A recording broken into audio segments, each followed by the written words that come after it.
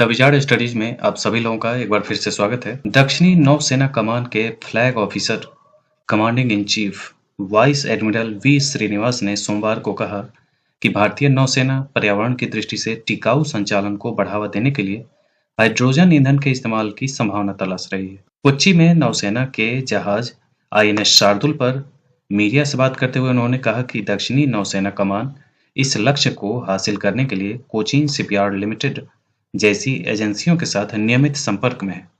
उन्होंने कहा कि हम हाइड्रोजन जैसे ईंधन पर काम करने वाली विभिन्न एजेंसियों के साथ लगातार संपर्क में हैं।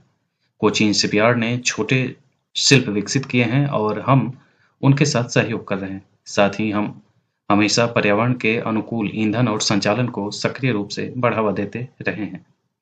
वाइस एडमिरल ने कहा कि यह सुनिश्चित करने के प्रयास चल रहे हैं कि नौसेना पूरे देश में पर्यावरण के अनुकूल ईंधन और संचालन के उच्चतम मानकों को अपनाए।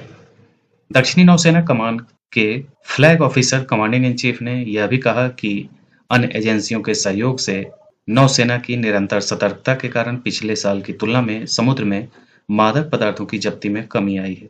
उन्होंने कहा कि हमारे पास तटरक्षक और राज्य सरकार के विभागों जैसी एजेंसियों के सहयोग से इस तरह के ऑपरेशन को रोकने के लिए एक मजबूत ढांचा है।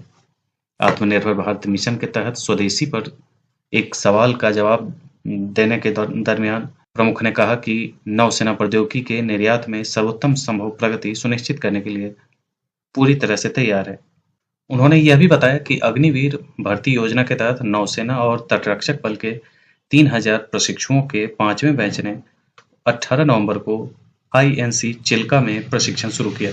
इन प्रशिक्षुओं को उनके प्रशिक्षण के दूसरे चरण के लिए दक्षिणी नौसेना कमान में तैनात किया जाएगा। श्रीनिवास ने आगे जोर देकर कहा कि नौसेना महिलाओं के लिए महत्वपूर्ण अवसर प्रदान करती है। उन्हें अग्निवीर योजना के तहत महिला प्रशिक्षुओं की भर्ती के अलावा कमांडिंग ऑफिसर, कार्यकारी कमांडर और अन्य प्रमुख भूमिकाओं में नियुक्ति करती है। तो ये था आज का अपडेट। इसी ढंग के अन्य अपडेट के साथ हम फिर मिलेंगे। आज के लिए इतना ही। धन्यवाद।